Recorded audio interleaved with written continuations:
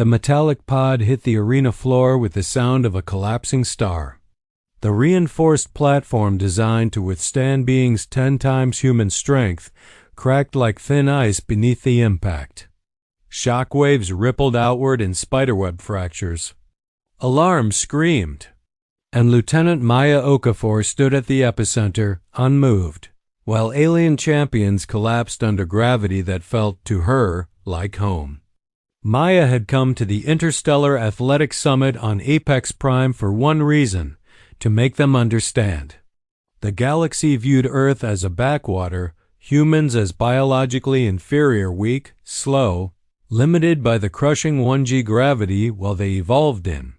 Other species, born on lighter worlds, pitied humanity's stunted development. Maya's father, a construction worker, had died when alien-designed support beams collapsed under Earth standard loads. Equipment rated universally safe crushed him because the engineers never imagined gravity could be so merciless. She carried that memory like a stone in her chest. Now she was here to show them what Earth's gravity really meant. The strength competition drew champions from across the galaxy. In their native environments, 03G, 05G, 06G, they performed miracles. Lifting massive weights, shattering alloy beams, crushing stone with bare appendages. When Maya registered, the officials barely hid their contempt.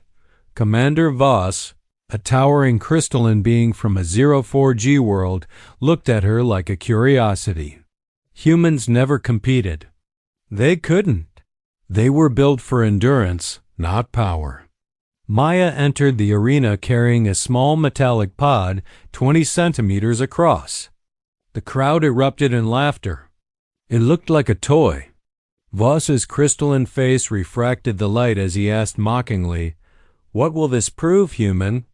Maya's voice was calm. "Turn the gravity to 1G. The laughter died.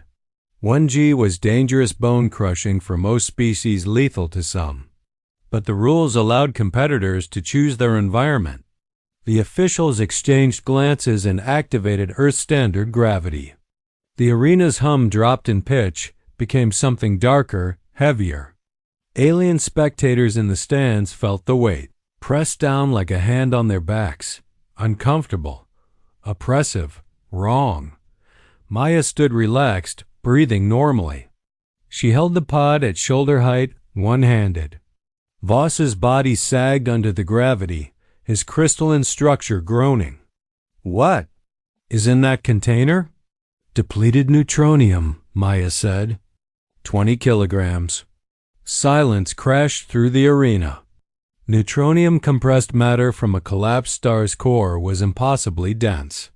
20 kilograms in 0G required equipment to manipulate. In 1G, it became devastating.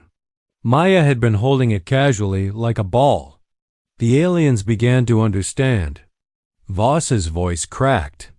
"This proves nothing. Anyone can hold." Maya dropped the pod. The impact was apocalyptic. The neutronium struck the floor with meteor force. The platform fractured, cracks radiating outward in a geometric pattern of failure. The structure buckled. Spectators screamed. Emergency systems triggered. And Maya stood at ground zero, unmoved by the chaos she'd created. Her voice cut through the alarms, quiet but carrying. "Every single day of my life, I carry this weight. My bones, my muscles, my heart, they fight this gravity with every breath. You call us weak because we can't match your speed in light gravity. But you've never had to be strong just to stand up." She reached down and lifted the neutronium pod again, one-handed.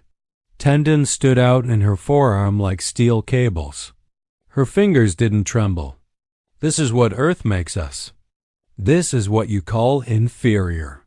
Voss tried to move toward her to stop this madness, but his legs buckled.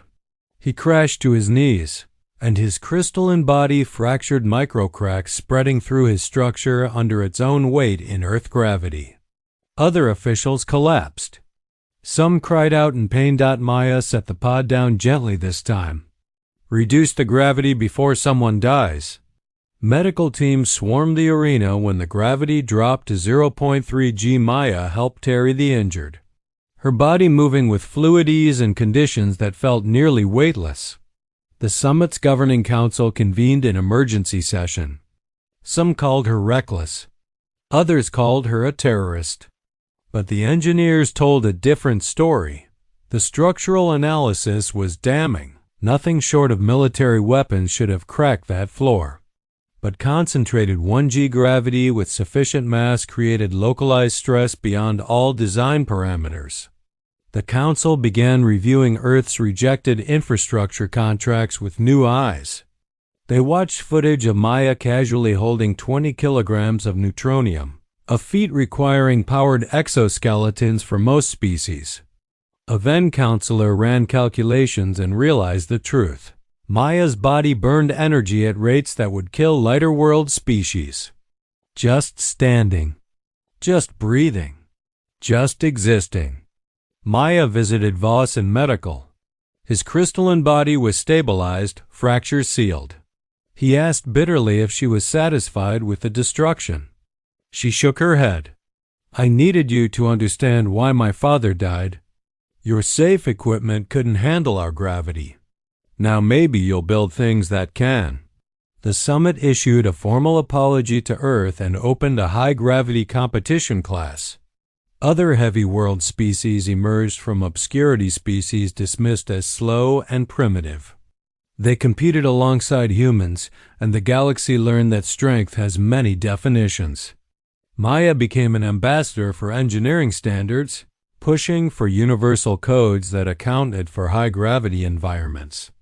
Her father's death became the catalyst for reforms that saved thousands of lives across hundreds of worlds. The galaxy stopped laughing at humanity.